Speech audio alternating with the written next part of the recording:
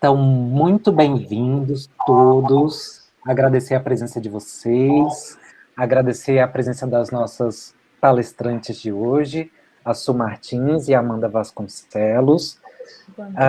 Hoje o nosso tema, né, é sobre upcycling, e aí a ideia é justamente passar tanto as questões teóricas e práticas, né, do que é o upcycling, e conversar com alguém que participa de fato, né, que tem uma empresa de moda que trabalha com upcycling, para falar sobre o modelo de negócio dela, né, no caso a Su Martins, e a gente tentar fazer esse link entre teoria, prática e mercado. A gente vai começar, então, falando com a Delaine e com a Sara, para elas falarem um pouquinho sobre esse projeto do BeStudio Online, né, que a gente começou tem um ano, ele vai acabar agora em junho, para ela falar como tem sido essa experiência, o que ela tem aprendido com o projeto de extensão, tá bom?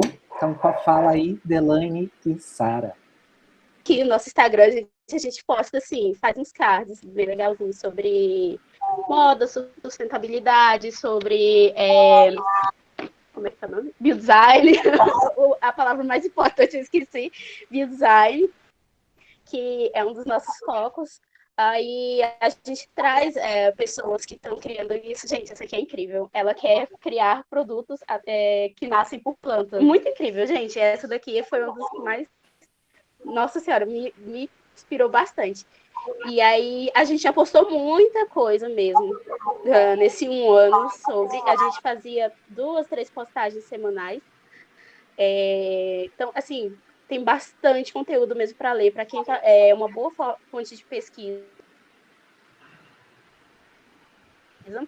E a gente também tem um site aqui que a gente coloca outras pessoas que fazem esse trabalho. Tem o trabalho do Breno com as bactérias, e tem um blog que a gente põe pessoas que fazem esse tipo de trabalho com biodesign, propostas inovadoras. Meu computador não está querendo funcionar.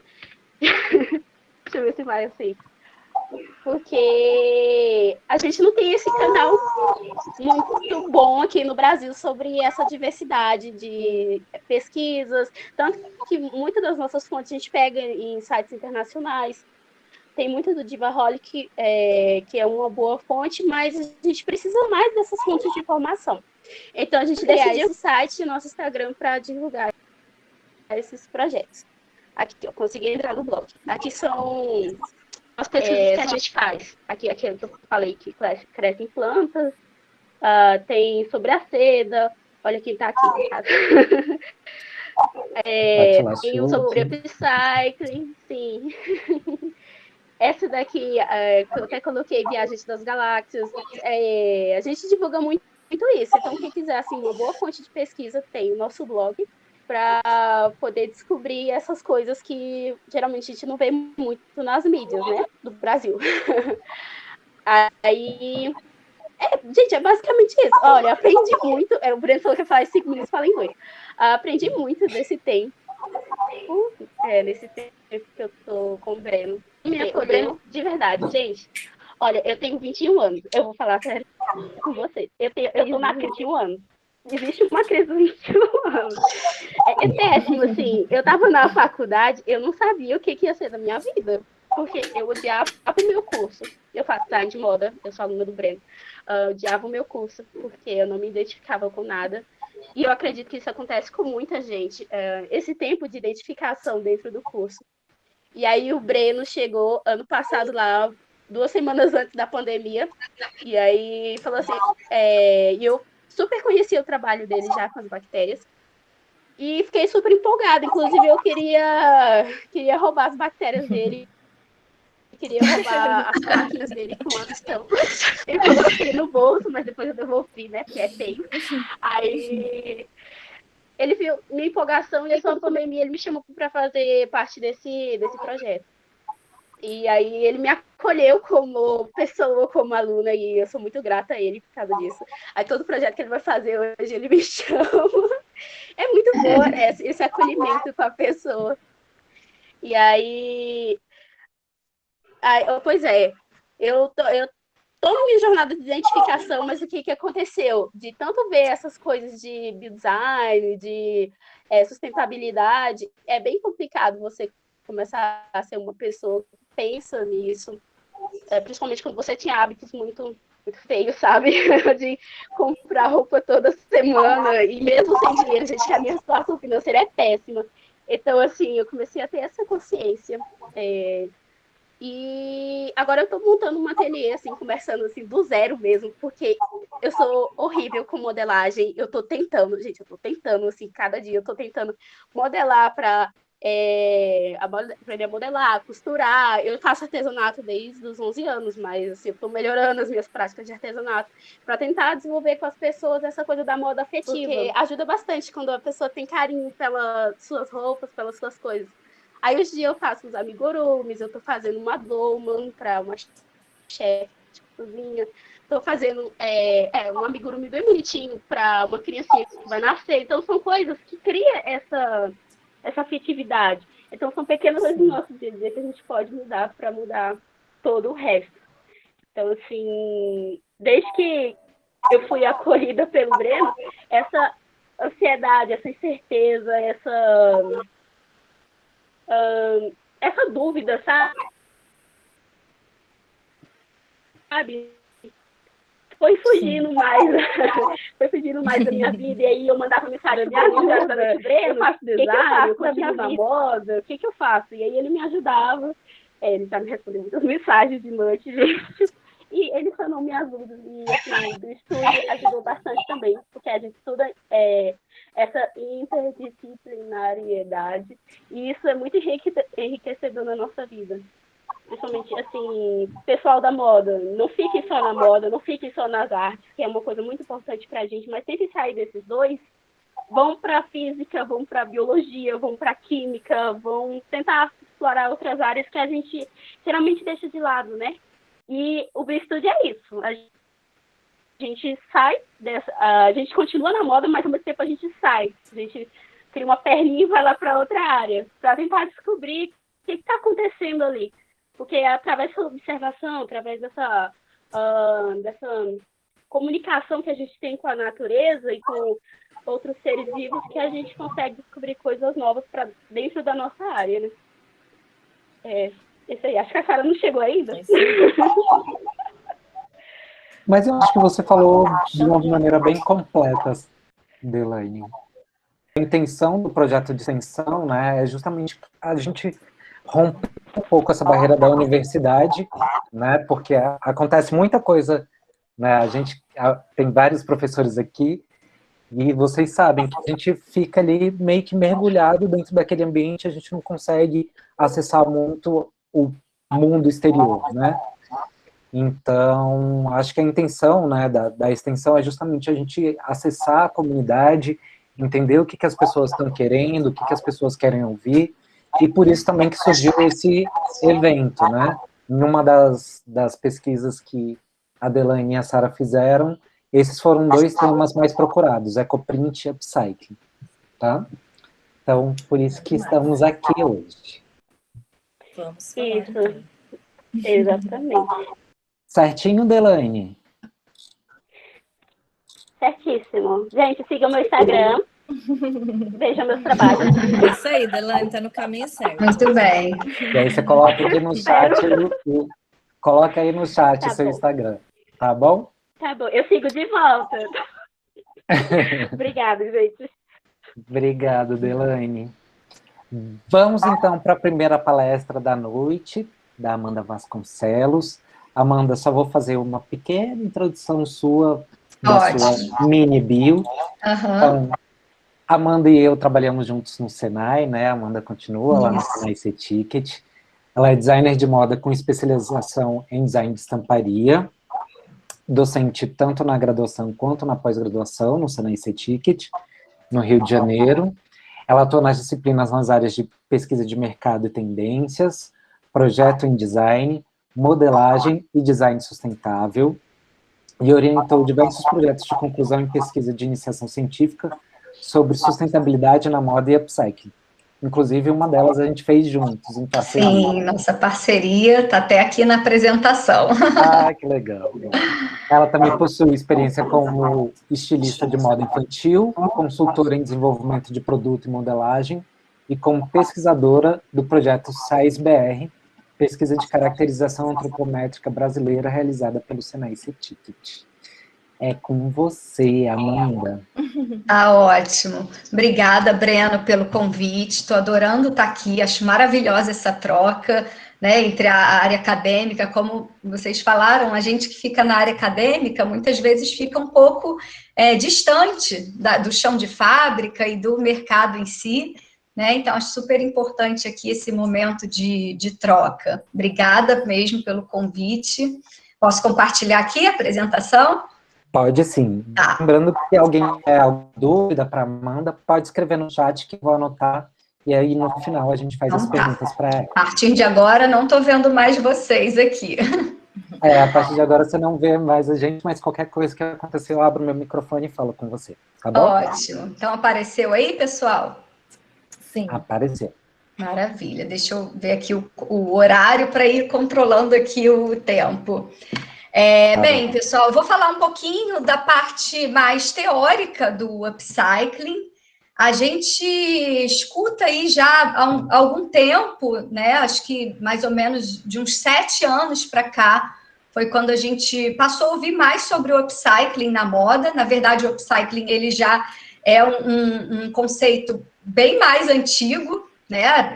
Esse termo foi usado pela primeira vez lá em 1994 por um ambientalista alemão, e depois, em 2002, a gente vai ver daqui a pouquinho aqui na apresentação, foi quando a gente passou a ver o upcycling nas bibliografias, né? Os autores de um livro chamado Cradle to Cradle colocaram o upcycling como um conceito importante para um futuro sustentável e para um futuro baseado na economia circular, onde a gente tem ali o aproveitamento dos materiais no final do seu ciclo de vida, né? Então, o que eu vou mostrar aqui para vocês hoje é um pouquinho disso que eu fui aprendendo.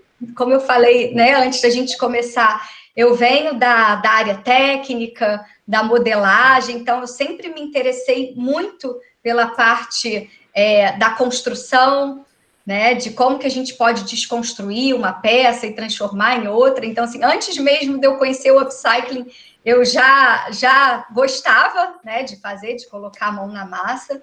E aí, como eu oriento na graduação os projetos de conclusão de curso, os próprios alunos começaram a trazer também esse interesse, e aí foi quando eu comecei a desenvolver alguns projetos de iniciação científica junto aos alunos, e a gente foi se aprofundando nessas pesquisas, analisando como que o upcycling vem sendo apropriado pelo mercado de moda. E, assim, eu posso dizer para vocês que o upcycling, ele começou como uma tendência, né, uma tendência aí de reaproveitamento diante de todos os impactos que a gente tem da nossa indústria. A indústria da moda, ela é a segunda que mais gera impacto, ela só está atrás da indústria do petróleo. Então, trouxe até aqui algumas informações em relação ao descarte de lixo têxtil, né? A gente tem aí um descarte absurdo de lixo têxtil anual. A gente tem aí uma cultura ainda do descarte muito grande, que veio principalmente lá do início dos anos 2000, com a aceleração do fast fashion. Então, a gente tem aí um alto volume de produção de peça e um descarte dessas peças com cada vez menos frequência de uso, né? Ali, algumas informações, 73% das roupas do mundo acabam em aterros, um caminhão de têxteis é descartado a cada minuto, a cada segundo no mundo, e só aqui no Brasil a gente gera cerca de 170 mil toneladas de lixo têxtil, isso referente só àquelas sobras do corte, né, que sobra ali no encaixe da modelagem, e por ano a gente tem uma produção de 1.100.000 toneladas, sendo que 12% dessa produção é de desperdício. Então, a gente se questiona o que fazer para solucionar esse problema, tanto da geração dos resíduos ao longo do processo produtivo, como das peças que realmente chegam no final da sua vida útil, como descartá-las, né? Aqui no Brasil, a gente não tem um sistema de reciclagem, né, e de descarte tão eficaz. Então, muitas vezes, os próprios consumidores não sabem como descartar suas peças, elas acabam indo realmente parar no lixo. E o upcycling, ele acabou vindo como uma tendência aí para solucionar parte desse problema. E eu posso dizer que hoje o upcycling ele já não é mais uma tendência, porque já é um conceito que praticamente todos os níveis da indústria da moda já estão adotando, né? Desde as pequenas marcas, os designers mais autorais, ateliês que estão surgindo, e até, né, como a Su falou, já está no mercado há bastante tempo, até a marcas de luxo, empresas e marcas de fast fashion já vêm adotando aí o conceito como uma forma também de aproveitar os seus estoques, né? Que além do desperdício que é gerado, do que é descartado, a gente tem sempre sobras grandes que acabam ficando entre o que é produzido e o que é vendido, principalmente com a pandemia, né? Acho que esses estoques acabaram se acentuando ainda mais. Estoque não só de peça pronta, que não foi vendida, como estoque de tecido, de aviamento, as peças pilotos, que muitas são produzidas, às vezes não são aprovadas, então são mais peças que muitas vezes estão paradas dentro da empresa. Então, a indústria e o mercado acabaram vendo aí no upcycling uma alternativa mais sustentável para otimizar e aproveitar o ciclo de vida desses materiais. Então, hoje, assim, a gente vive um momento de transição na moda, né? A transição de uma economia que era do extrair, produzir, descartar, uma economia linear, a gente está migrando aí para a economia circular, né? Um conceito que a gente também pode chamar aí de moda circular, onde o foco é justamente reinserir os materiais e os produtos que chegam no final do seu ciclo, reinseri-los em um novo ciclo.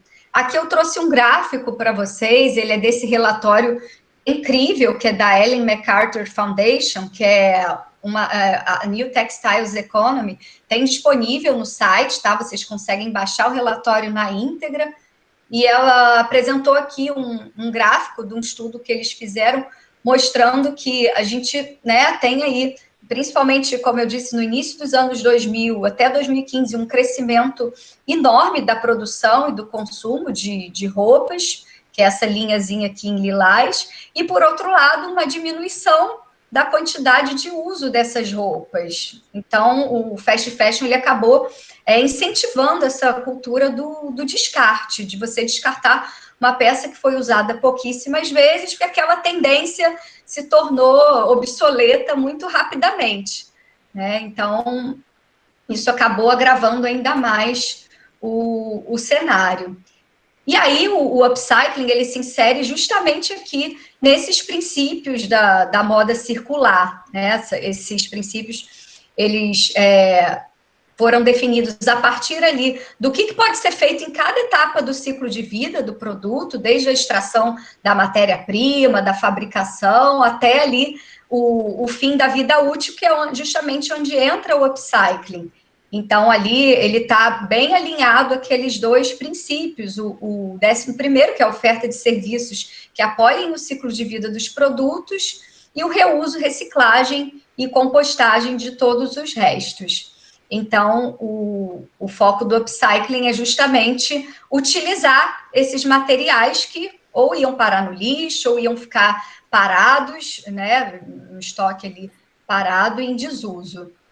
Então, né, o que seria efetivamente o upcycling? O que significa essa palavra? Na verdade, ela não tem uma tradução para o português, como a reciclagem, por exemplo, né? E o conceito ele foi definido nesse livro aqui, o Cradle to Cradle, que é do William McDonough e do Michael Braungart. Foi quando eles definiram ali, né, o que é o upcycling e como que o upcycling pode ser uma alternativa para a economia circular.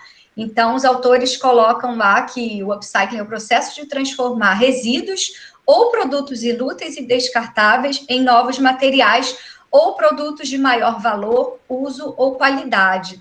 Então, aí a gente consegue entender o porquê do up no upcycling.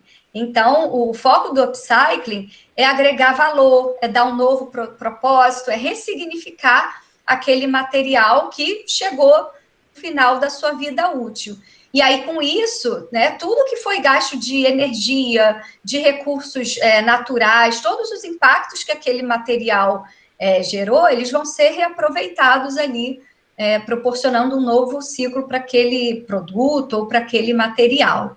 Né? Então, ele utiliza os materiais no fim de sua vida útil para uma nova utilidade, um novo propósito. Então, o upcycling, ele se diferencia ali da reciclagem, porque na reciclagem a gente tem, muitas vezes, o material passando por processos químicos e até físicos para se transformar em outro material. Então, ali você tem mais geração de impacto, você tem mais utilização de recursos como água, energia elétrica, e geralmente ali na reciclagem você tem como produto final um produto de valor igual ou até inferior em relação ao produto de origem.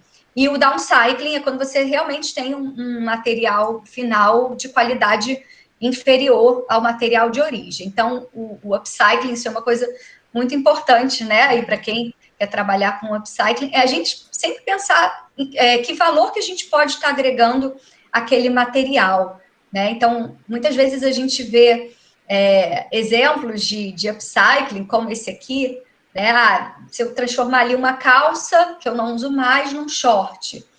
Isso a gente pode dizer aqui que é um exemplo de upcycling, né? Deixar aí a pergunta para o pessoal responder no chat.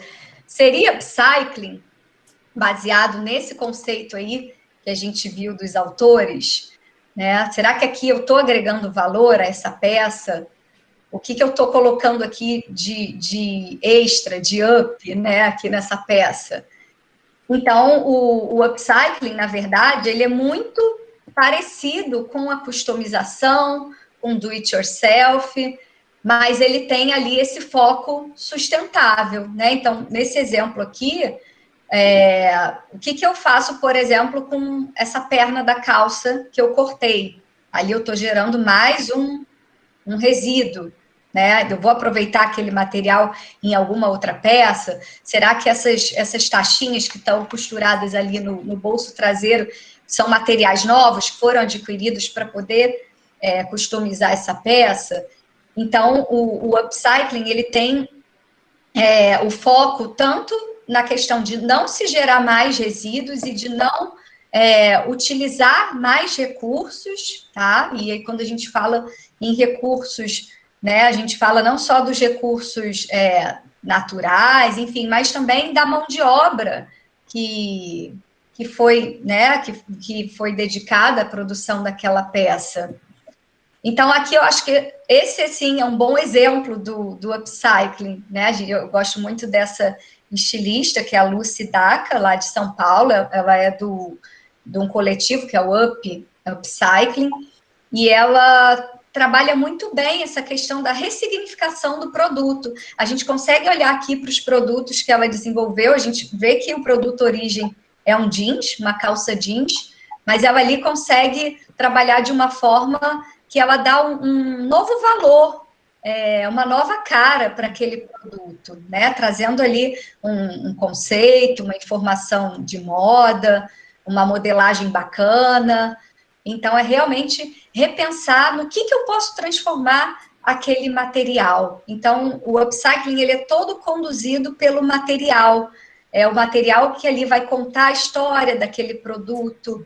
Às vezes, né, se o upcycling é feito a partir de uma peça que já foi de uma pessoa, tem toda ali a questão da memória afetiva daquela peça. Então, muitas vezes, o valor que eu vou agregar aqui do upcycling é esse valor emocional, é esse propósito em relação à sustentabilidade, a não estar gerando impacto, a saber que aquele produto foi produzido a partir dos princípios do slow fashion, porque o upcycling ele está atrelado ao movimento slow fashion. Então, né, uma forma ali de trazer um significado, uma história daquele produto por trás, simplesmente ali, de uma roupa ou de uma simples customização. Então, né, apesar de serem conceitos parecidos, né, a gente pode dizer aí que o upcycling ele se difere da customização e do do-it-yourself por ser um redesign inteligente. Eu gosto muito dessa expressão para o upcycling. É um redesign inteligente porque ali tem todo um pensamento ali do design e da sustentabilidade, essa preocupação com a não geração de mais impactos, além dos que já foram gerados na produção do material de origem, e inteligente porque ali, né, você está pensando ali no reaproveitamento máximo, né, daquele material ou daquele produto. Acho que um ótimo exemplo que a gente tem aqui no mercado brasileiro do upcycling é o coletivo Revoada, que além dele gerar um impacto positivo em relação à utilização dos materiais, eles trabalham com guarda-chuvas, com câmaras de pneu, né, com vários materiais que eram lixo realmente, e o que eu acho bacana é que às vezes o lixo de uma indústria, de uma empresa, pode ser a matéria-prima da outra, né, pode ser um tesouro para outra empresa, para um designer. Então, a gente tem um trabalho muito bacana ali também de impacto positivo social. Depois, vocês podem entrar aí no site, olhar com calma, eles têm vários vídeos e vários dados sobre o impacto que eles geram ali nas comunidades, né, no pessoal que garimpa esses materiais. E eu acho muito bacana também como um exemplo de modelo de negócio. O que a gente tem observado bastante nas pesquisas é que as marcas que trabalham com upcycling, elas oferecem também outros produtos e serviços, né? Às vezes é um workshop, é uma consultoria, é um curso para conscientizar mais consumidores a respeito da importância, né, da não geração aí de mais impactos, do consumo em excesso, do descarte desses materiais, enfim. Então, o objetivo do upcycling, né, é justamente evitar o desperdício desses materiais que têm ainda um potencial, né, ou que realmente não foram utilizados, foram comprados, foram produzidos e ficaram parados. Então, o upcycling ele pode se dar tanto a partir de uma peça que alguém usou e que ela, né, foi descartada ou está num brechó. Ele pode ser feito a partir de sobras de materiais, de pequenos retalhos, de pequenos rolos de tecido, de peças novas que foram produzidas e não foram vendidas. Então, a gente tem uma série de possibilidades em relação aos materiais. E, assim, conforme o material que é utilizado, a gente vai ter resultados estéticos bem variados, né? Desde peças que têm bastante recorte, mistura de cor, de estampa, porque ali, de repente, o material tinha uma área, um tamanho menor, até peças que você, né, como ali o exemplo que eu dei da Idaca, que você consegue até identificar qual é a peça de origem, mas ela está desconstruída, ela está remodelada no corpo. Então, são várias possibilidades ali em relação tanto aos materiais, como as técnicas e os métodos, né? E o bacana é que pesquisando o mercado, pesquisando as marcas, a gente conseguiu já mapear aí que muitos designers e estilistas desenvolveram seus próprios métodos de trabalho, porque é um desafio muito grande. Acho que a Su vai poder falar melhor sobre isso. A criatividade para se trabalhar com upcycling tem que ser muito maior, né? Porque você tem ali um design por restrição, você tem toda uma limitação em relação ao material. Muitas vezes são peças que acabam sendo únicas e exclusivas, e isso é uma coisa muito bacana do upcycling, mas a gente tem também marcas que, por exemplo, produzem com pequenas grades de tamanho, em pequenas escalas, com uma reprodução dos modelos, às vezes com pequenas variações. Então, o mercado do upcycling, ele hoje está já, assim, bastante amplo. Por isso que eu falei lá no início que o upcycling não é só mais uma tendência, ele realmente já foi aí adotado e aceito tanto pelo mercado como pela indústria.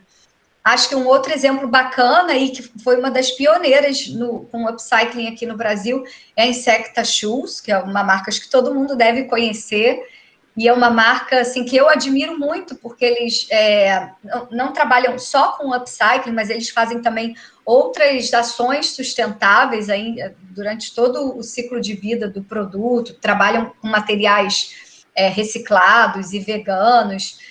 E os primeiros sapatos da Insecta foram produzidos a partir de peças de roupa, com tecidos de peças de roupas que eram garimpadas em brechós, restos e sobras também de corte de outras empresas. E, enfim, né, ela começou lá em 2014, foi até antes desse movimento, desse burburinho todo do upcycling na moda, né? Então, muito bacana, e acho que é uma empresa, assim, uma marca que conseguiu se consolidar no mercado e que conseguiu construir muito bem a sua identidade no upcycling, né? Acho que bacana também que eles levaram o produto sustentável a um patamar de produto fashion, né? Isso também é uma outra coisa muito bacana, assim, porque aqui no Brasil, quando a gente começou a falar de moda sustentável, muitas vezes o consumidor associava uma moda ecológica, sem graça, né? Enfim, e hoje não, a gente tem aí marcas muito bacanas, tanto de upcycling como de slow fashion, elevando o patamar aí da moda sustentável. E hoje a gente vê o upcycling em vários níveis do mercado de moda, desde a alta costura, né? Aqui a gente tem um exemplo de um desfile do Viktor & Rolf, a grandes lojas de departamento e fast fashion. Isso aqui foi uma coleção da Renner, verão 2018-19, uma coleção de biquíni. Pela estética do produto, a gente consegue ali deduzir que foram utilizados pequenos retalhos, e para moda praia isso é muito interessante, já que as modelagens são menores, você consegue ali, através de recortes, fazer essas composições com mix de estampas, né, combinação ali com algumas harmonias de cores. Então, acho que é um exemplo bem comercial do upcycling. Nas últimas coleções de primavera e verão das semanas de moda do mercado de luxo, o upcycling também teve muito presente. Essa aqui foi uma coleção cápsula da Miu Miu. Então, ali eles utilizaram também vários vestidos, alguns foram até garimpados em brechós, e ali fizeram todo um trabalho também de bordados, de aplicações, para agregar mais valor a esses produtos. A Balenciaga também, na sua última coleção de primavera-verão, né, ali apresentou os modelos bem interessantes, e né, isso aqui é o que a gente tem aqui de mais recente. E aí eu li várias matérias falando assim, como que o upcycling está se tornando o novo normal dentro das empresas, né, principalmente durante a pandemia, que muitas acabaram gerando aí um estoque muito grande. A gente sabe que, por exemplo, no mercado de luxo, muitas marcas né, já tiveram até algumas polêmicas aí, no caso da Burberry, que veio à tona que eles queimavam as roupas que sobravam. Então, muito bom quando a gente vê, né, essas ações aí no mercado de luxo de reaproveitar aquelas peças para criar as suas novas coleções, né? E quando a gente fala que isso vai ser o novo normal, o designer na indústria, ele tem que criar esse hábito de primeiro olhar para os materiais que ele tem, tanto tecidos, como aviamentos, como peças e até mesmo outros materiais alternativos. O que os fornecedores têm também, acho que as parcerias são muito importantes no upcycling, né, nesse sentido de onde adquirir esses materiais, até mesmo parceria entre indústrias de áreas e setores diferentes. Como eu falei, às vezes o que é lixo para uma indústria pode ser a matéria-prima para outra. Aqui, o interessante, né, do upcycling é essa questão também dos modelos de negócios que são híbridos. Então, são coletivos, são ateliês, são laboratórios, que além do upcycling como produto, né? Você tem ali também um serviço, e muitas vezes são serviços de conscientização, de comunicação. Então, muito, muito bacana. Esse aqui é o UP, que é lá de São Paulo, mas existem vários outros, não deu para colocar tudo aqui na apresentação por conta do tempo, mas a gente tem muitos cases aí interessantes na área para a gente analisar. Então, assim, o que a gente pode fazer na hora que a gente vai pensar em como ressignificar um produto, um material? Primeira questão no upcycling é que a gente tem esse processo criativo todo guiado pelo material. Então, muito diferente de você pensar no produto, desenhar lá o croquis, o desenho técnico, para depois escolher o material. Então, é um processo inverso ao que a gente está acostumado a trabalhar nas metodologias de design de moda, né? E muitas vezes você precisa desconstruir uma peça, desconstruir aquele produto para depois construir novamente, porque você desconstrói, você pensa ali em novas possibilidades de modelagem, de acabamento, de uso, novas texturas, recortes, mosaicos, alguns trabalhos que a gente vê de upcycling trabalham muito com essa formação de um novo tecido, uma nova superfície, a partir da junção de retalhos, ou até mesmo de outros tipos de intervenção. A experimentação tridimensional é muito importante. Quando eu trabalho com os alunos nas oficinas de upcycling, o primeiro exercício que a gente faz é pegar aqueles manequins de draping, colocar as peças e tentar olhar para aquela peça de uma nova maneira, vestir de um novo jeito.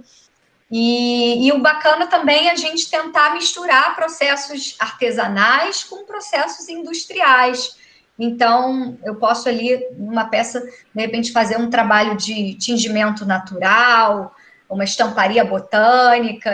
Foi o que eu e o Breno trabalhamos na nossa iniciação científica. O Breno trabalhou com os alunos toda a parte de estamparia, e eu trabalhava com eles a parte do upcycling. Então, muito bacana quando a gente consegue ver aí a mistura dessas técnicas. E o mais importante é tentar encontrar uma identidade na diversidade, porque muitas vezes você tem ali uma grande variedade de materiais com diferentes cores, diferentes composições, diferentes estampas.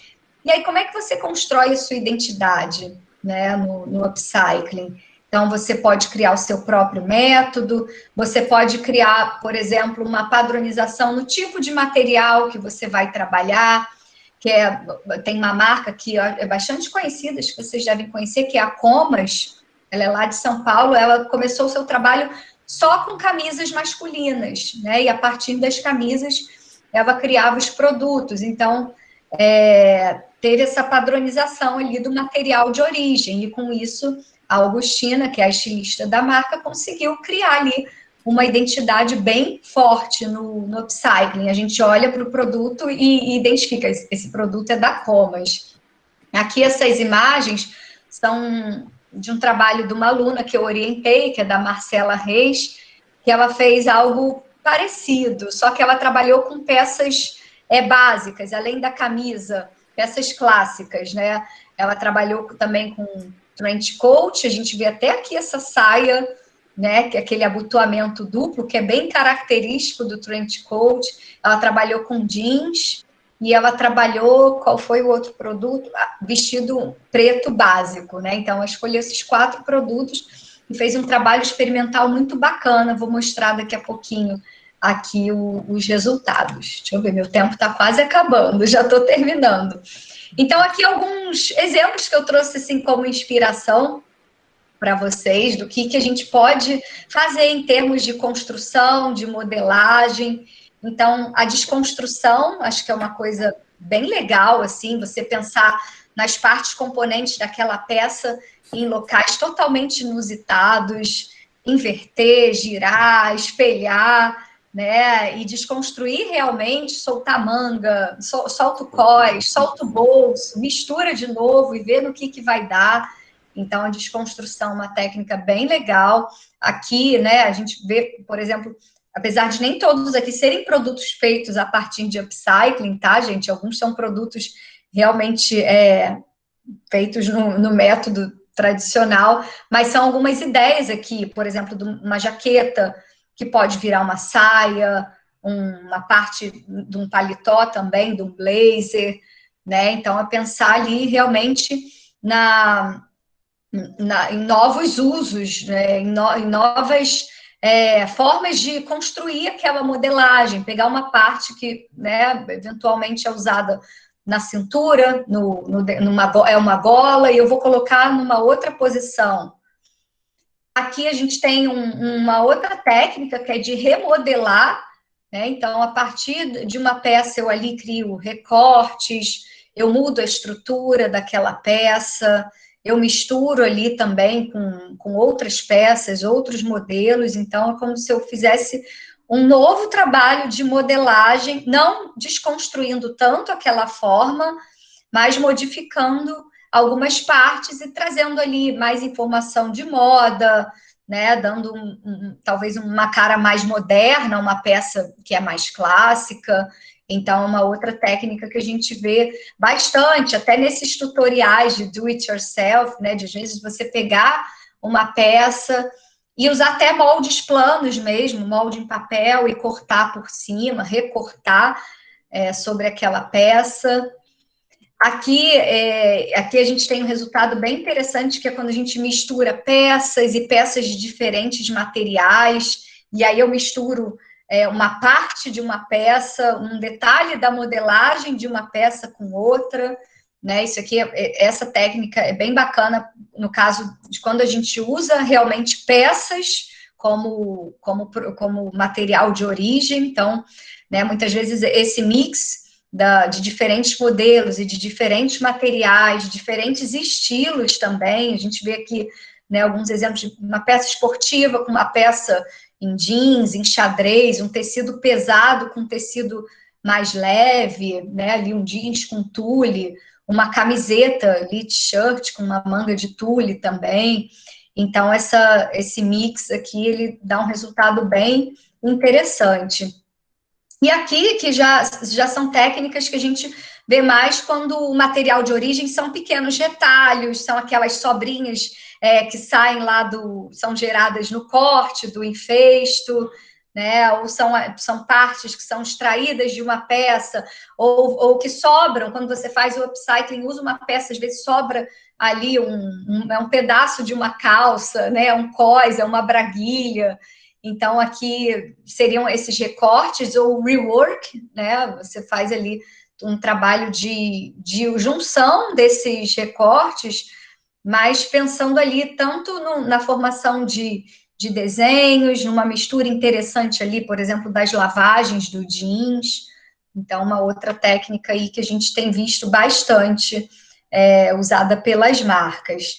E aqui, só para finalizar, eu trouxe aqui alguns trabalhos que já foram desenvolvidos pelos alunos da graduação. Esse é o que eu comentei da Marcela, ela chamou de retrofit justamente porque ela estava dando uma nova cara a produtos que são clássicos, como blazer, trench coat, camisa, enfim. E o trabalho dela foi todo feito a partir da experimentação tridimensional. Então, ela passava, durante o TCC dela, ela ficava o dia inteiro lá na faculdade, trabalhando nos manequins e testando e vendo o que dava certo. Então, assim, essa experimentação prática é essencial para quem quer trabalhar com upcycling. Não é só você olhar para o material, desenhar, muitas vezes nem tem o desenho, né? Você vai criando conforme você vai construindo e desconstruindo aquela peça. Então, aqui alguns dos resultados, ela foi para o tridimensional, experimentou, testou, e aí depois sim ela fez o croquis, né? Então, o croquis foi a última etapa do trabalho dela. Esse aqui também da Maiara, que ela chamou o surto, ela apresentou esse TCC no final do ano passado. Também ela fez um trabalho bem experimental ali, principalmente usando peças em jeans. Então, ela construiu essa jaqueta a partir de calças jeans. Se não me engano, acho que ela usou 3 calças para fazer essa jaqueta, mas depois as outras partes que sobraram das calças, ela usou também em outros produtos. E ela também, o processo criativo dela foi todo tridimensional, usando ali um manequim de draping. E, assim, eu vejo o quanto é importante que o designer entenda bastante sobre modelagem, sobre costura, né? Pode até ser que ele trabalhe ali junto com uma costureira, uma pilotista, mas para criar é importantíssimo que ele entenda ali da construção da peça. Aqui foram alguns dos resultados desse trabalho da Maiara. Aqui a iniciação científica, que eu participei do Breno, que foi muito bacana também, que a gente conseguiu ali juntar o upcycling com a estamparia. Então, a gente tinha peças, assim, que estavam num estado de conservação muito ruins, peças mofadas e manchadas. Então, o Breno fez todo um trabalho com os alunos, primeiro, de estampar, de tingir, né? E aí, depois, a gente fez a reconstrução dessas peças também. Ficou incrível, porque a gente tinha 2 grupos de trabalho e o resultado estético de um foi totalmente diferente do outro. Então, foram abordagens bem bacanas aí. E aqui outros estudos aí da iniciação científica dos alunos, então a gente trabalha com eles bem esse lado da experimentação, que eles não tenham medo de errar, porque eu sempre falo para os meus alunos, acho que a faculdade é que é o momento ali de você experimentar, de errar, de descobrir o seu método criativo, porque quando chega no mercado, né, a gente não pode errar, né? Enfim. E então, né, só para finalizar aqui, eu acho que o upcycling ainda tem muitos desafios aí pela frente, principalmente para uma marca que quer trabalhar apenas com upcycling, né? A gente tem aí problemas como a aquisição dos materiais e a limitação deles também. Quando você vai trabalhar com peças que já foram usadas, tem a questão do estado de conservação, da higienização dessas peças. Como muitos produtos acabam sendo exclusivos, como é que a gente pode ali contemplar uma diversidade de tamanhos, de corpos diferentes, as habilidades do designer, como eu disse, é um método criativo assim, totalmente diferente do que a gente vê nas metodologias tradicionais de design de moda. Então, é pensar ali realmente a partir dos materiais. Então, você já começa o seu processo criativo com uma série de restrições e limitações. O processo produtivo também, que por se tratar de uma moda slow fashion, ele é mais lento, consequentemente, ele vai ser mais custoso, e aí tem uma questão do mercado, que muitas vezes o consumidor se pergunta por que as peças de upcycling são tão caras se é feita a partir de reaproveitamento de materiais. Então, muitas vezes o consumidor não entende todo o cuidado que se tem, a preocupação com as condições de trabalho, da mão de obra, né? Enfim, então, isso impacta ali no preço final dos produtos, né? Eu vejo ainda muitas pessoas falando isso, é caro, né? Eu queria comprar, mas para mim não é acessível, e acabam indo comprar, né, um produto numa rede de fast fashion, enfim. Acho que também é um processo aí de mudança mesmo, de cultura e de mentalidade por parte dos consumidores, que a gente já vê aí essa mudança acontecendo. E a escala e reprodução das peças. Então, né, se você quer produzir ali em pequenas escalas, o que você pode fazer, né, para conseguir ali, de uma certa forma, reproduzir e padronizar um pouco mais aqueles produtos, né? E a metodologia, acho que o bacana é isso, cada designer, cada marca, cada estilista descobrir o seu método de trabalho e pensar no upcycling aí como esse novo normal da moda, olhar primeiro para o que se tem de materiais, né, e cada vez mais deixar de adquirir novos materiais e gerar mais impactos do que a nossa indústria já gera, né? Então, é isso, gente. Obrigada, passei um pouquinho aqui do tempo. Passou um pouquinho, mas foi tão maravilhoso que a gente nem percebeu. Ai, que bom. Tentei ser o Foi mais muito breve boa essa possível, que tinha apresentação. muita informação, né? Na verdade, a gente se empolga aqui quando fala das nossas pesquisas e das pesquisas dos alunos, tem muito mais coisa para mostrar, mas qualquer coisa tem aí, gente, meu contato no final da apresentação. Podem mandar e-mail, que eu vou ter o maior prazer de mandar mais informações para vocês, tá? Obrigada.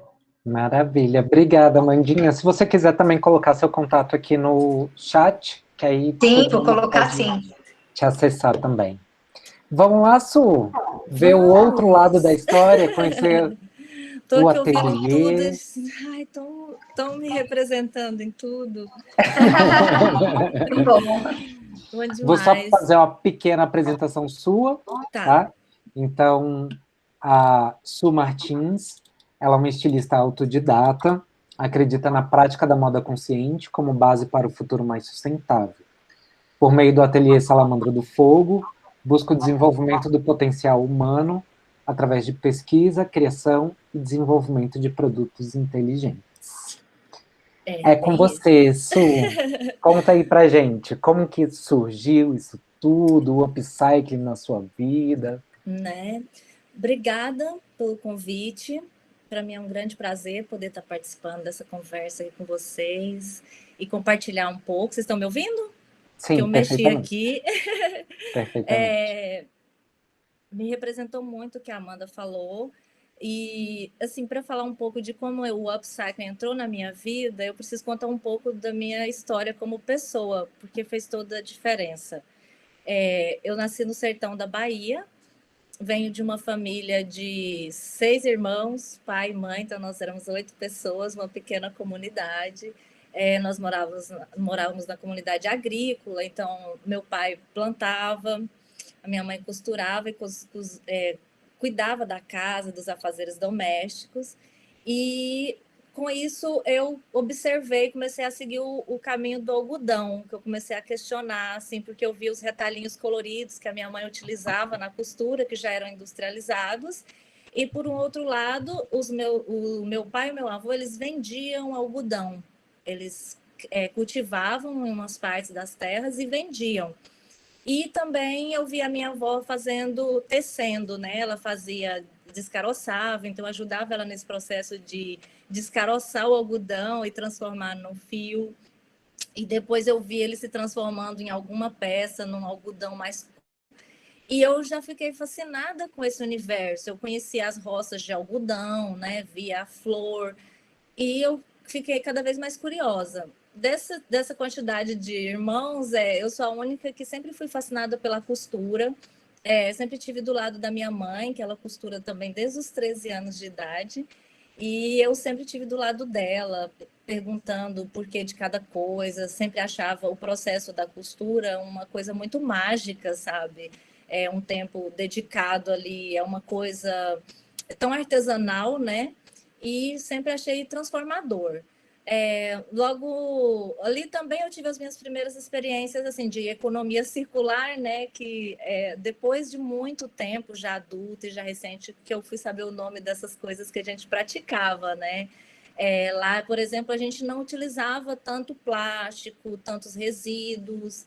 Então, até os 13 anos, eu fiquei mais guardada ali. Todos os resíduos que a gente gerava, nós reutilizávamos tudo. Assim, não tinha embalagem de tanto plástico, né? Nós produzíamos a maioria dos alimentos e quando ia na cidade, vinha algum plástico, alguma coisa bem mínima. E depois que nós viemos para a cidade, já com 13 anos, que eu comecei a ficar assim chocada com tanto de sacola, para tudo tinha sacola. E eu tive a impressão de que eu era mais feliz assim quando eu não sabia da existência desse tipo de coisa, que eu brincava com qualquer coisa, que eu brincava com caco de vidro. E na cidade tudo precisava de dinheiro, sabe? Assim, tudo, dinheiro, dinheiro, dinheiro. Aí eu comecei a ficar meio que triste, pensando, nossa, lá eu brincava, eu me divertia com meus irmãos, a gente fazia trocas também, já acontecia muito isso na nossa família. Meu pai e meus tios plantavam, eles trocavam parte das colheitas, então eu via essa coisa acontecendo e principalmente essa questão dos resíduos. Desde pequena, minha mãe ia jogar fora e eu não deixava ela jogar os resíduos fora e ela me perguntava o que eu ia fazer. Então, eu tinha pouco tempo para inventar algo, para falar o que eu ia fazer com aqueles retalhos. Já na vida adolescente, eu vim para a cidade, eu vim para Rio Verde, do sertão da Bahia, nós viemos para Rio Verde, o sertão de Goiás, aqui no interior de Goiás. E em Rio Verde, eu tive a oportunidade de meu primeiro trabalho como vendedora numa loja de fast fashion. E assim, ainda não era tão fast. Então, eu tive a oportunidade de acompanhar quando, por exemplo, a Zump, a Fórum, a Triton, essas marcas tinham um valor muito alto. As meninas da minha cidade gastavam o salário dela toda naquela calça e eu não entendia aquela necessidade de ter uma calça que valia todo o seu ganho do mês. Já me incomodava essas coisas, eu perguntava, poxa, minha mãe paga tanto para fazer uma peça dessa, e essa peça aqui nem é exclusiva, foi feita em escala e custa tanto, né? Eu comecei a questionar quem que estava ganhando esse dinheiro então, já que não era as costureiras, né? E eu fui gostando mais, valorizando ainda mais o conhecimento que eu já tinha de costura, porque nesse tempo de infância, ao lado da minha mãe, ela me ensinou de tudo um pouco, do tempo que ela podia, né, que ela não se dedicava só a isso, ela me ensinava assim para ir ajudando ela no ateliê. E quando eu saí um pouco do ateliê, que eu fui para as vendas, é que eu percebi do que a gente estava falando, dos números do mercado. Eu não sabia de onde vinham as roupas, eu não sabia, por exemplo, do showroom, não sabia de onde vinha como funcionava a grande cadeia. Então, eu fui acessando esses números, cada vez que eu ia sabendo, eu ia querendo saber mais. Nessa época, eu já produzia minhas próprias coisas, assim, eu já apertava minhas roupas, já produzia bolsa para mim mesma, fazia algumas coisas para o meu uso. E já estava com bastante conhecimento dessa área, comecei a trabalhar como modelo uma época também, e eu não gostei dessa área, assim, eu estava querendo me encontrar no universo da moda, eu já sabia que através dela eu ia conseguir falar ou me expressar, né? Mas ainda não tinha encontrado o meu lugar na moda. E foi trabalhava como vendedora e como modelo lá em Rio Verde, no interior, penso desafio, né? Era assim, mas eu sempre vendi muito bem, eu sempre gostei de vender, mas eu gosto de vender baseada nas informações técnicas do produto, eu não gosto de enganar pessoas. Então, quando eu descobri tudo que estava por trás do universo, assim, eu desacreditei e eu não sentia mais a vontade de vender aquelas roupas. Eu queria fazer eu mesma as minhas coisas, eu queria criar um sentido, apesar de não saber como. E foi em 2004 que eu vim para Goiânia, porque eu conheci Goiânia de uma forma muito inusitada e me apaixonei por Goiânia, porque eu conheci Campinas. E quando eu vi Campinas a primeira vez, eu passei mal, a minha pressão abaixou, as vendedoras tiveram que trazer aguinha para mim, assim, porque eu fui direto na boca da caverna, assim, eu fui aonde produzia assim, tudo, na época que eu cheguei aqui em 2004, 2005, não tinha sancionado nenhuma lei com relação a resíduos sólidos, que foi sancionado só em 2014. E eu sempre fui muito curiosa, eu gosto de saber o porquê das coisas, sempre fica uma coisa, me incomoda, por quê? Para onde vai? Eu só vou fazer isso se tiver um sentido, e ele tinha que ter um sentido primeiro para mim. Mesmo que seja um experimento de modelagem, mesmo que fosse algo experimental, ele tinha que fazer sentido para mim. E quando eu conheci Campinas, além dos resíduos, né, porque eu vi lá, assim, loja, tecido de todo tamanho, nossa, um paraíso na terra. E vi também a questão dos resíduos jogados na rua. Eu comecei a tropeçar, naquela de ficar olhando para cima, eu comecei a tropeçar nos tubos que fica no meio dos tecidos, em pedaços muito grandes de retalho que antes era jogado nas calçadas, e as calçadas de Campinas são muito estreitas. Então, isso atrapalhava muito o fluxo, era um lugar assim horrível de andar. Só que eu vi as maravilhas e acabei percebendo que de tanto ir ali, eu comecei a perceber que tinha uns resíduos interessantes, que tinha um retalho ali que se eu somasse com algo que eu comprei, porque eu gosto das lojas que são de monte, que chama aqui. A loja de monte, ela é resíduo de grandes fábricas, E às vezes são fábricas de São Paulo, de Minas, aqui de Goiânia, mas às vezes vem de containers da China. E então, às vezes, eu encontrava um tecido que eu vi na passarela, eu encontrava ele antes de chegar no mercado e eu reconhecia que já aconteceu assim de conhecer, encontrar retalhos de marcas famosas, e eu falava, poxa, que interessante isso, né? E fui indo atrás, assim, fui fascinando cada vez mais pelo resíduo, que eu já tinha esse faro para sobra. Eu amo criar com sobra, assim. Se me falasse esse retalhinho aqui, o que você vai fazer? A minha cabeça disparava. E aqui em Goiânia, assim, eu fui me apaixonando pela cidade, porque foi abrindo uma porta após a outra. De início, era mais essa curiosidade, essa vontade de entender o que estava acontecendo aqui, porque eu andava em Campinas, na parte do tecido, tudo parecia possível, o tecido era muito barato, uma máquina era possível de comprar, tesoura, tudo era possível.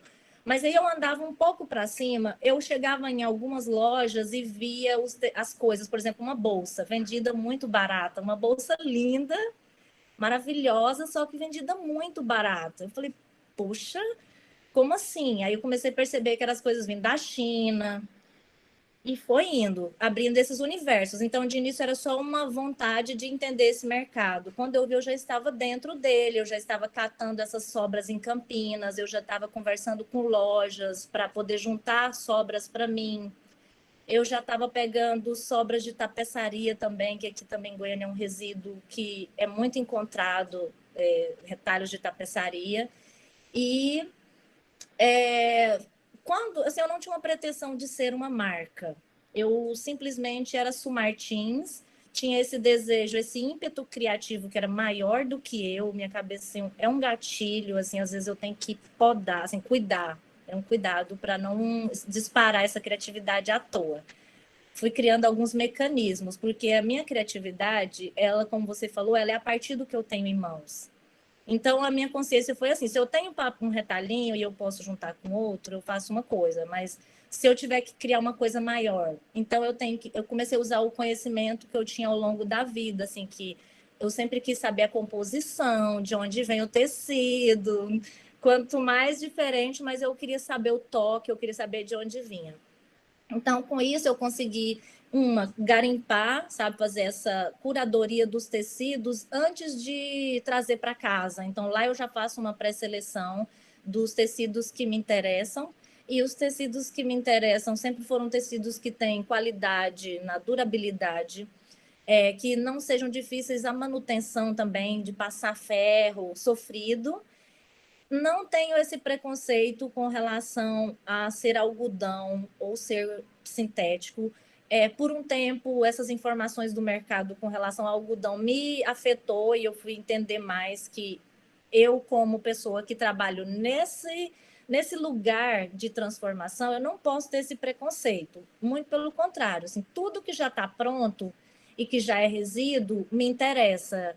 Eu tenho que transformar isso na coisa mais durável, na coisa mais linda, porque existia muito preconceito com relação a resíduo aqui em Goiânia quando eu cheguei. O pessoal me chamava de maculelê, eu via pessoas falando sobre meu trabalho, assim, porque era com sobra. Mas o meu desejo criativo era tão saciado nesses experimentos de modelagem, porque eu, como filha de uma boa costureira, eu pensava assim, se eu colocasse essa peça, se eu tiver a oportunidade de pôr essa peça na mão do Dior, de uma pessoa, eu pensava já assim, no mestre, sabe? Se qualquer pessoa pegar o meu trabalho, ela tem que virar do avesso e não achar defeitos. Essa é a minha métrica até hoje, assim, além de trabalhar com resíduo, fazer aquilo ali se transformar numa coisa maravilhosa, de alto padrão, com acabamento certo, porque o conhecimento dos tecidos, a composição, me ajudou também nisso, de saber agrupar o tecido certo de acordo com a durabilidade, a textura. Então, é um exercício mais demorado, não é uma coisa que você faz correndo. Então, eu tive que tá sempre reinventando meu modelo de negócio, que já foi grande, eu já tive loja, já fiz parte de um coletivo de moda. Então, meu negócio ele começou nessa intenção de fazer pequenininho, com qualidade, durabilidade, sabendo exatamente o caminho que as coisas iam passar. Já tinha essa consciência, fui adquirindo conhecimento muito com as universidades, Por exemplo, a UFG é uma grande parceira, porque apesar de eu não ter formação acadêmica, essa universidade ela valida o meu conhecimento. Toda vez que ela me convida para uma palestra, para falar numa turma, e isso vai me ajudando a me validar como profissional, e eu fui percebendo cada vez mais que eu estava no caminho certo, e com isso fui trabalhando outras coisas, sabe? Posicionamento de mercado, me aproximando desses termos, pega livro com o professor X, assim, sempre tem professores que me apoiam muito, assim, tem a professora Lavínia da UFG, a professora Carol. Posso mostrar um livro que saiu aqui, ó? Pode, Esse claro. livro chama Travessias, Diálogos Criativos, é lançado pela UFG, e ele tem um trabalho muito legal de processos. Então, para mim, foi super importante que a professora Carol fez uma pesquisa comigo e colocou a minha metodologia no livro. Então, assim, foram esses retornos, né? E o fato de, assim, tudo que eu fazia, eu colocava para jogo, eu colocava para venda. E o público já ia me dando a resposta, já me falava como eu ia melhorar, me dava referência de marcas, outras marcas que faziam trabalhos em todos os lugares do mundo. Então, eu ficava super lisonjeada quando uma pessoa viajada que saiu daqui falava: olha, você me lembra a Desigual, que é uma marca espanhola. Me lembra outra marca que tem um DNA já apurado. Então, isso foi me fazendo me enxergar importante, né, nessa caminhada, na jornada local de crescimento, que ver que eu tinha um diferencial, que não era só o reconhecimento do público que eu busco também desenvolver como ser humano na mesma velocidade. Tanto que quando eu tive loja, eu me perdi criativamente, assim, a loja era grande, sucesso, mas aí eu já tinha que produzir numa velocidade maior, e eu estava me perdendo no tempo de contato com a matéria-prima, porque é um namoro, é um flerte, eu tenho que olhar para elas aqui. Eu tenho uma teciteca, que eu separo tudo por tipo e cor, né? Então, assim, eu tenho várias fontes de entrada de material. E aí eu fui percebendo que eu precisava ter tudo isso organizado para eu poder ir filtrando e colocando cada produto na hora certa. E eu vou mostrar para vocês um pouco dos experimentos que eu fiz com tecido de guarda-chuva, que assim é um dos trabalhos mais revolucionários da marca, porque o guarda-chuva vem de um lugar menos improvável das pessoas imaginar como roupa, né? Aqui já são das minhas últimas coleções que eu estou fazendo atualmente. Eu estou trabalhando com um patchwork que é mais possível.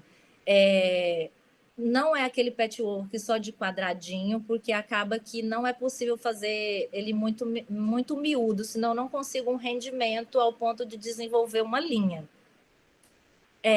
Esse estilo de modelagem que eu estou trabalhando hoje, que é a modelagem dos kimonos, vocês estão vendo? Sim, estamos vendo. Os kimonos foi uma modelagem que eu mesma desenvolvi, pesquisando modelagens inteligentes, né? Buscando chegar em modelagens que não gerasse resíduo no seu processo. Então, essa modelagem dos kimonos já são um estudo onde ela é mais reta.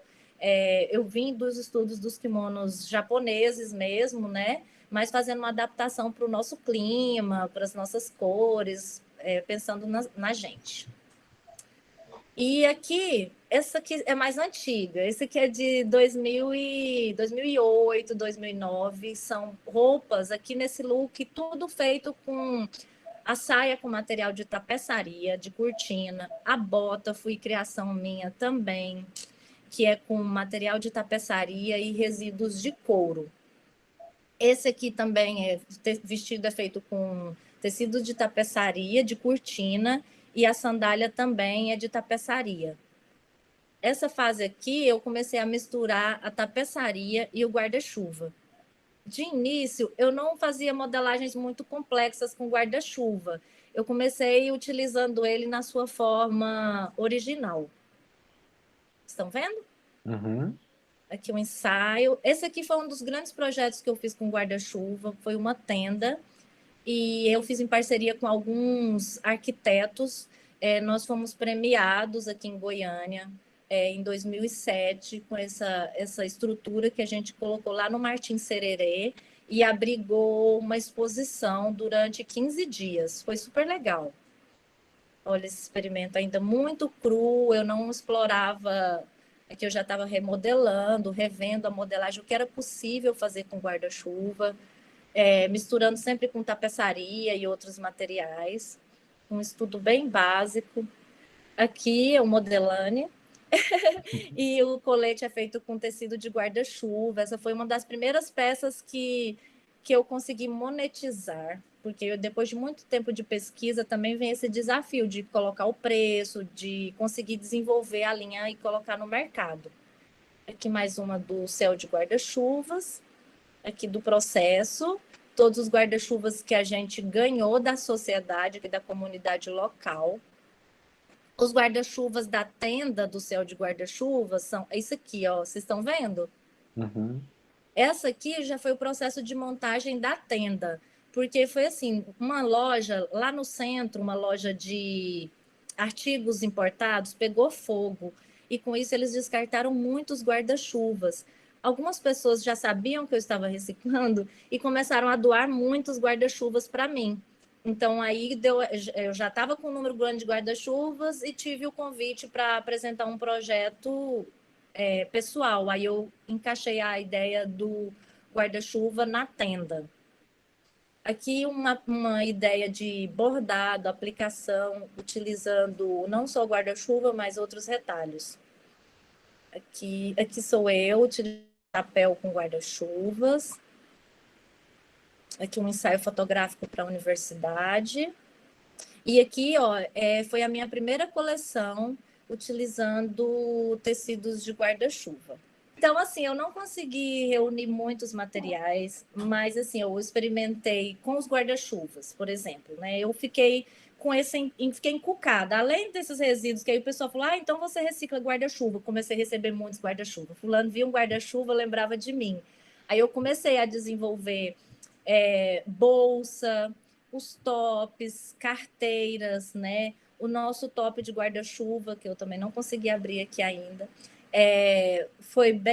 Teve uma venda muito boa. Eu fiz uma parceria com a ateliê da Jerônima Baco, onde a gente conseguiu desenvolver ele com alto padrão de qualidade, com preço justo, e vendemos bem.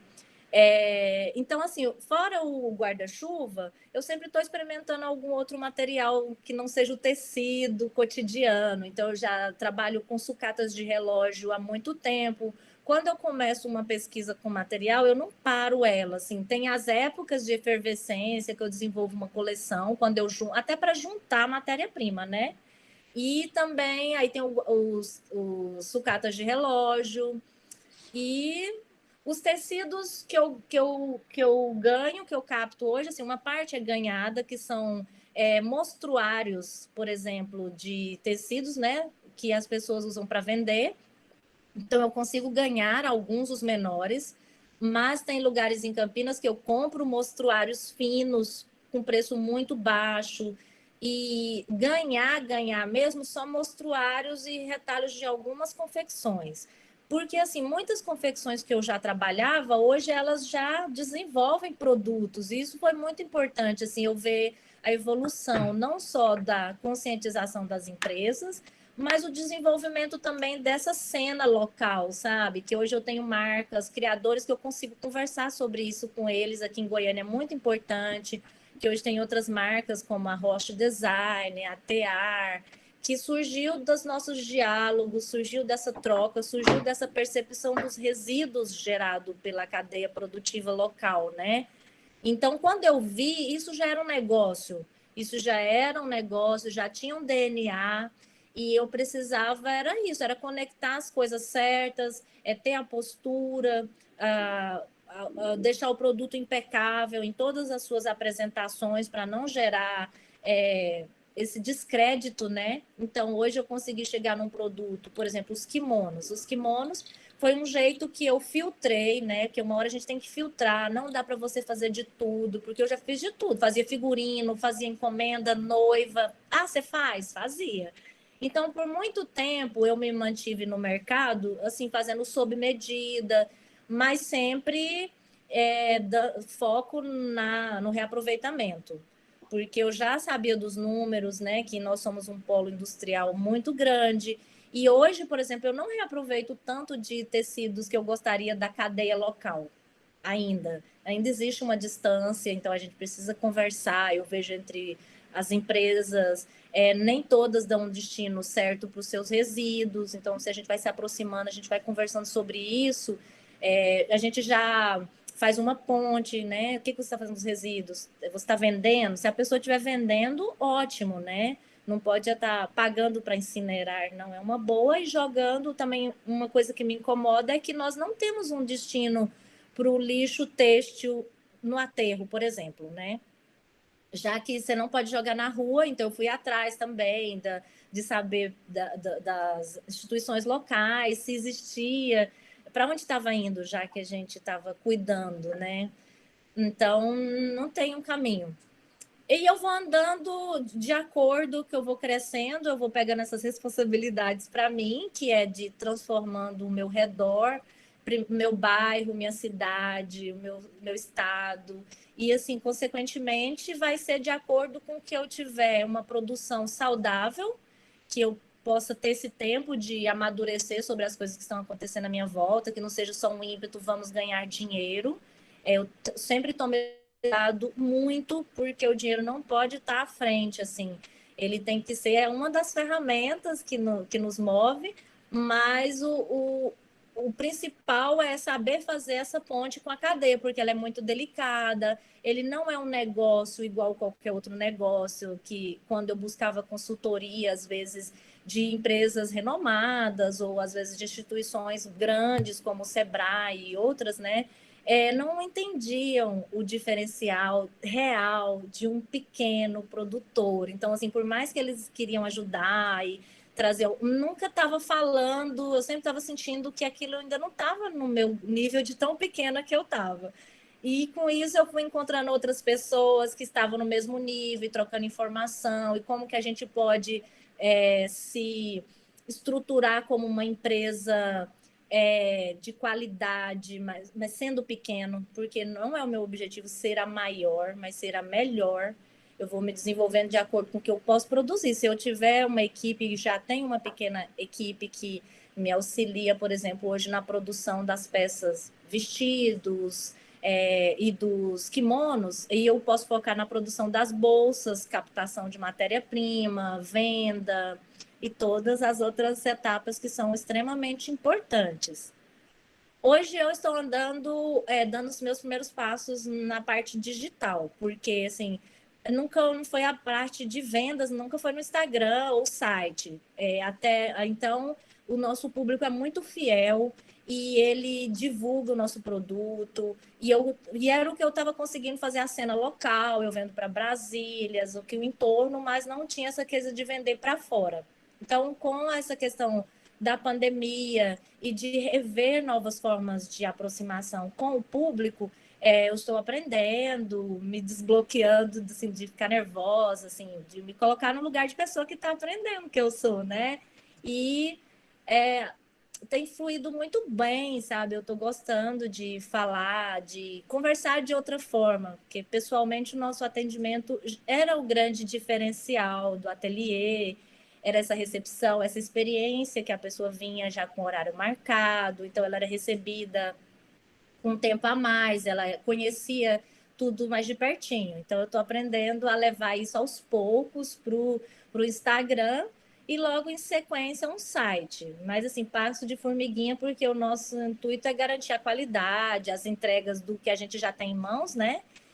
Do que já tá acontecendo, e aí vamos fluindo de acordo com o mercado, com o que está acontecendo à nossa volta, com a mão de obra que está disponível, com a matéria-prima que está disponível, mas sempre foi a partir da sobra, assim. Sempre foi Campinas a minha maior fonte de matéria-prima, tanto dos couros quanto dos tecidos, que eu trabalho tudo, que eu gosto de saber dos acabamentos para tudo. Então, eu tenho equipamento aqui que costura desde couro até tecido super fino, uma seda.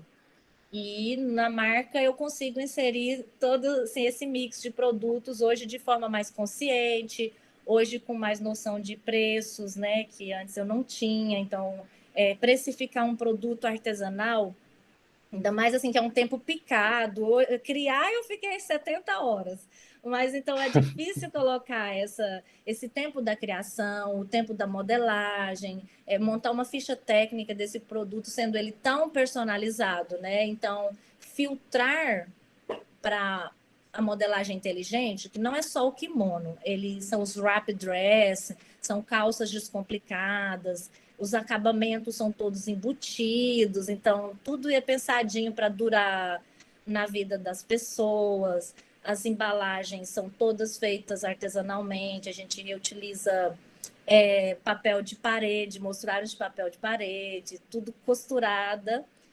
E todo o papel de modelagem que eu uso aqui, eu uso papel da sublimação, né? Que em Campinas a gente consegue ir lá pegar os rolos, assim, eu ganho, indo na sexta-feira, eu busco os rolos, tem de todo tamanho, então eu só utilizo esse tipo de papel na modelagem. Então aí eu fui criando, assim, não comecei como uma empresa, não era esse intuito, mas quando eu vi, eu já tinha DNA, quando eu fui tendo entendimento, por exemplo, dos termos upcycling, economia circular, economia criativa, moda circular, e todos esses termos eu fui entendendo como que... Eu falo, nossa, mas eu faço isso. E fui entendendo como que era a prática, e isso foi se tornando bem natural, cada vez mais gostoso de falar esses termos, porque agora as pessoas estão entendendo mais. E aqui no ateliê eu super que educo, sabe? Se a pessoa não sabe, eu ensino, desde o nome do tecido, de onde vem, falo do corpo. Então eu comecei um diálogo diferente com o meu público, que não fica restrito só à roupa, sabe? A gente fala de comportamento, eu ouço as mulheres e suas insatisfações e suas satisfações com seus corpos.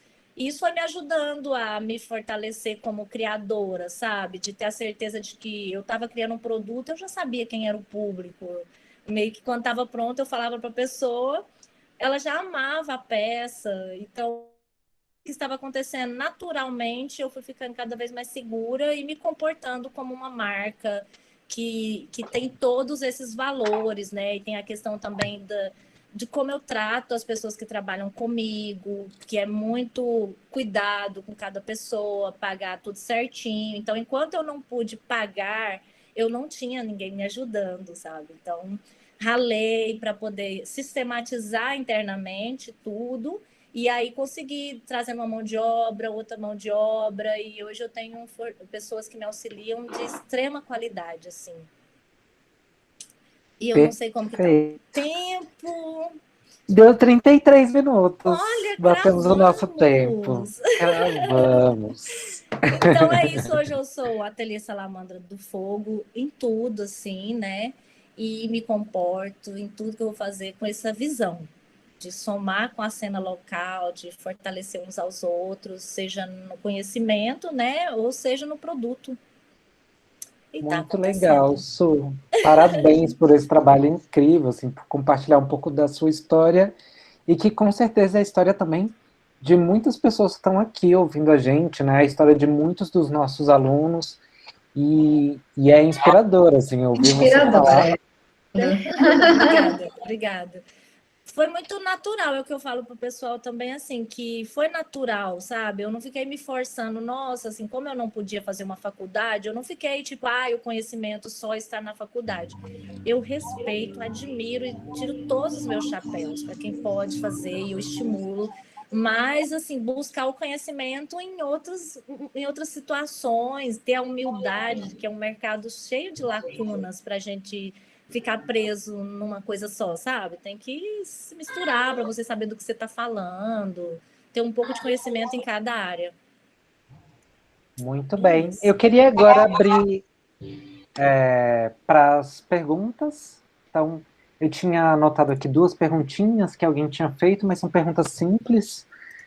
Uma foi da Ana, perguntando se brechó pode ser considerado upcycling também, se a Amanda quiser responder.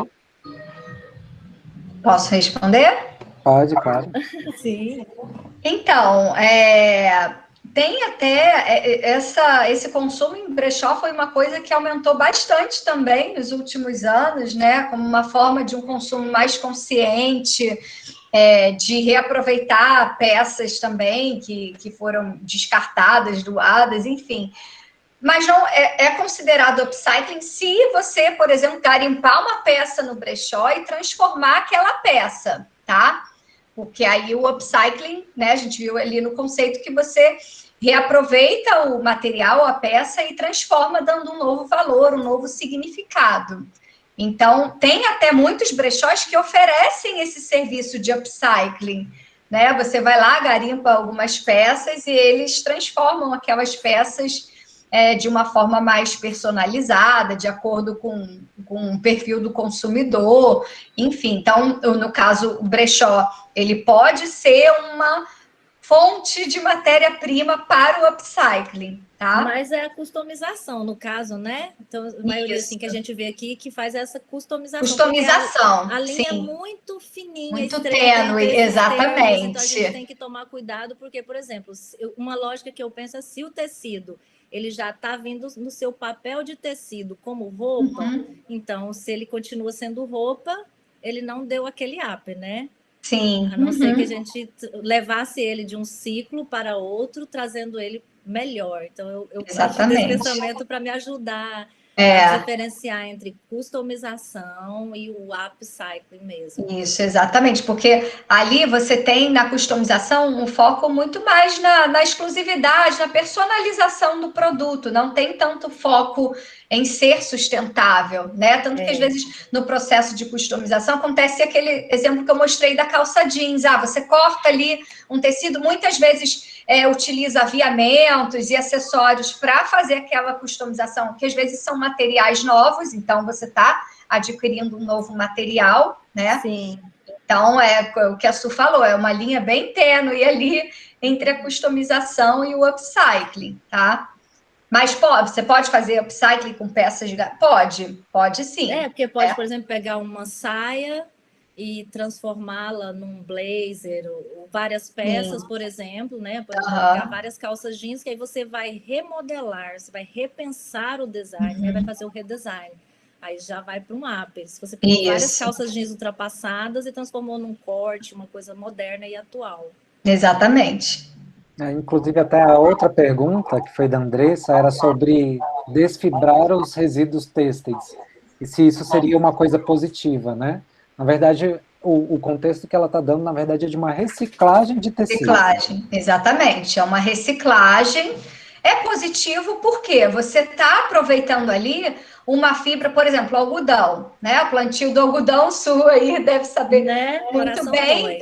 A gente pensa, algodão, fibra natural, mas o algodão usa uma quantidade absurda de água, muitas vezes de fertilizantes, agrotóxicos. Então, assim, você aproveitar uma fibra que já passou, já gerou todos aqueles impactos na sua extração, na sua produção, já é alguma coisa positiva. Sim. Não quer dizer que não tem impacto, porque a reciclagem tem, muitas vezes ali no processo de reciclagem, você tem processos químicos e processos físicos. Então, tem ali também, né? Consumo de energia, de água. Então, gera impacto? Gera. Mas se a gente ponderar numa balança, é um impacto menor. Até, por exemplo, se você está reaproveitando uma fibra de poliéster, o poliéster leva 400 anos para se decompor. Então, é um resíduo que você está tirando ali do meio ambiente, né, do lixo, e dando um novo uso. Então, positivo, Esse cuidado de separar a fibra por tipo, eu acho super importante. Muito. Por exemplo, quando eu faço uma peça de algodão, ela vai ser toda no algodão. Se ele é no poliéster, ele vai ser todo poliéster. Porque eu penso, se precisar desestruturar essa fibra no futuro, ela é toda a mesma composição. Não, isso é maravilhoso. É bem importante saber, conhecer das fibras. Com certeza. Perfeito. Se alguém tiver mais alguma pergunta, manda aqui no chat que eu leio para vocês, tá, pessoal? Eu, na verdade, tenho uma pergunta pessoal. De uma coisa assim, que às vezes eu escuto os alunos falarem, ou clientes, ou que é a questão de, ok, você trabalha com resíduos, né? Ou a peça que ia ser descartada, vai ser utilizada para fazer o upcycling, ou resíduos têxteis que vão ser utilizados para fazer novas peças. E aí a pergunta é, quando o cliente ele fica sabendo, eu tenho que ter essa transparência em relação ao cliente, que aquela peça veio de uma reutilização, e quando ele fica sabendo, normalmente a maioria dos clientes eles falam, pô, mas por que o preço dessa peça se você nem gastou com matéria-prima? Eu escuto muito essa declaração. Então, como que vocês pensam em estratégias para trazer essa abordagem do upcycling e mostrar, né, para as pessoas que, peraí, não é bem assim? Posso falar? No meu caso, eu me preocupei em ter uma qualidade visual que, tipo assim, antes da pessoa saber de onde veio a matéria-prima, ela já comprou o produto. Foi a primeira coisa que eu tomei o cuidado de não ter questionamento. A hora que ela visse a peça, ela pegasse, olha lá, ela já ia pagar. Então, tem peça que eu ia falar depois para a pessoa, mas numa época não era legal você falar.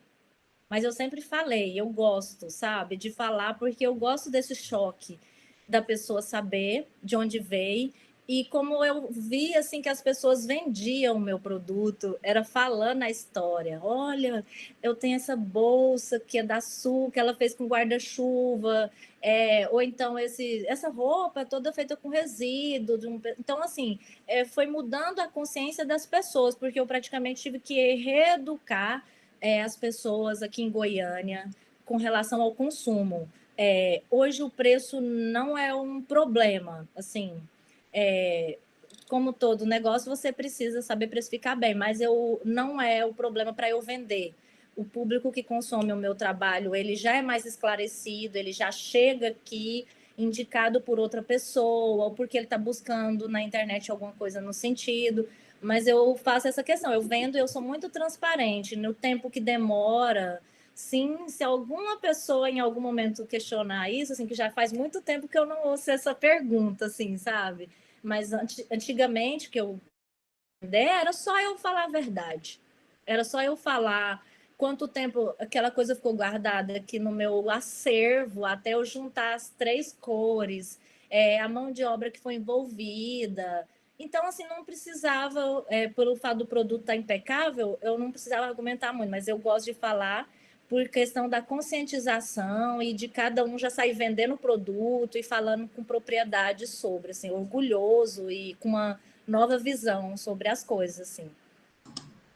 Eu concordo com a Su. Eu acho que, assim, as empresas têm que ser transparentes, né? A gente está aí no momento da transparência total em relação aos processos, exatamente, as condições de trabalho, a origem, a procedência da matéria-prima.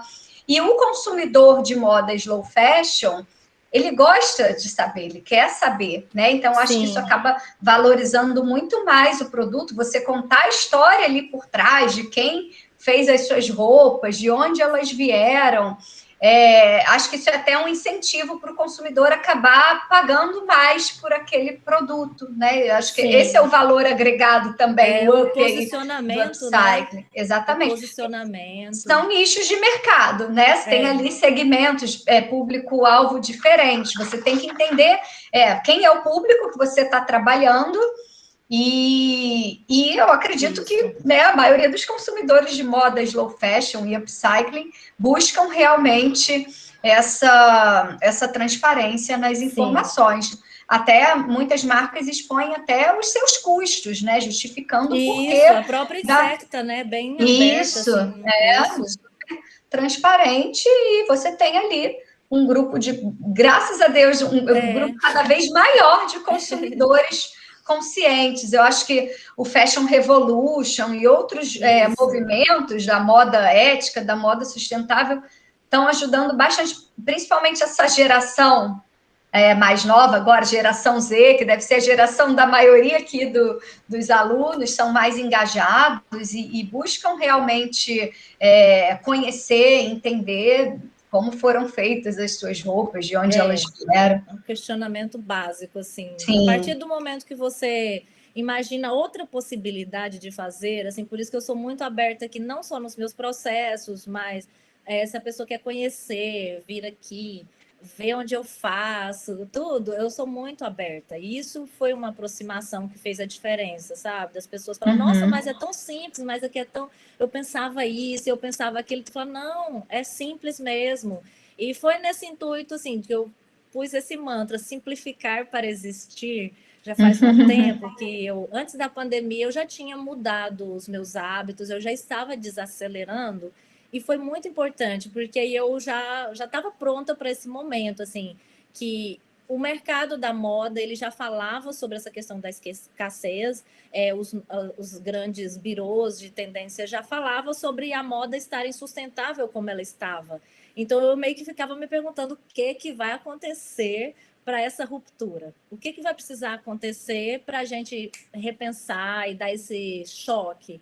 Então, acredito assim, que com a pandemia foi muito difícil assim, no começo, o medo e as coisas, mas assim, me ajudou a ter mais certeza de que o que eu já estava fazendo era o melhor tipo de negócio que poderia estar acontecendo para agora, que eu já trabalhava com resíduo, eu já trabalhava com o que eu tinha em mãos, eu já trabalhava com sobras, eu já trabalhava com material de coleções de todas as épocas para transformar um produto atemporal. Então, aí eu só falei, não, agora a gente está no mesmo barco, agora todo mundo vai ter que repensar nos seus resíduos, que ótimo, quando você vê de Dolce & Gabbana a marcas brasileiras fazendo isso. Então, acho que é a nossa hora, assim, de falar sobre isso mesmo e de expandir esse conhecimento.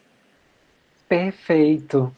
Queria agradecer imensamente vocês, meninas, pelas falas. Agradecer imensamente ao nosso público também que está aqui presente. Lembrar que essas palestras, né, vão estar em breve lá no YouTube da FAV UFG.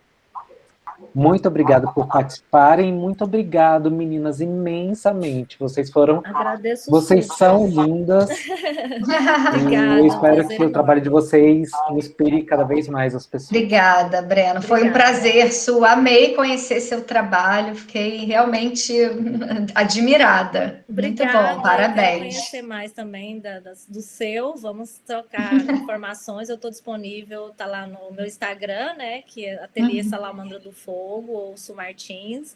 E eu estou aberta, se quiser conversar, participar de outros diálogos. Ótimo. Com certeza. Um pouco mais, eu posso mandar mais material, né, sobre as criações para vocês. Ai, muito bacana. As pesquisas, tá? Obrigada. Com certeza. Obrigada, gente. Boa noite. Obrigado, pessoal. Boa noite. Tchau, tchau.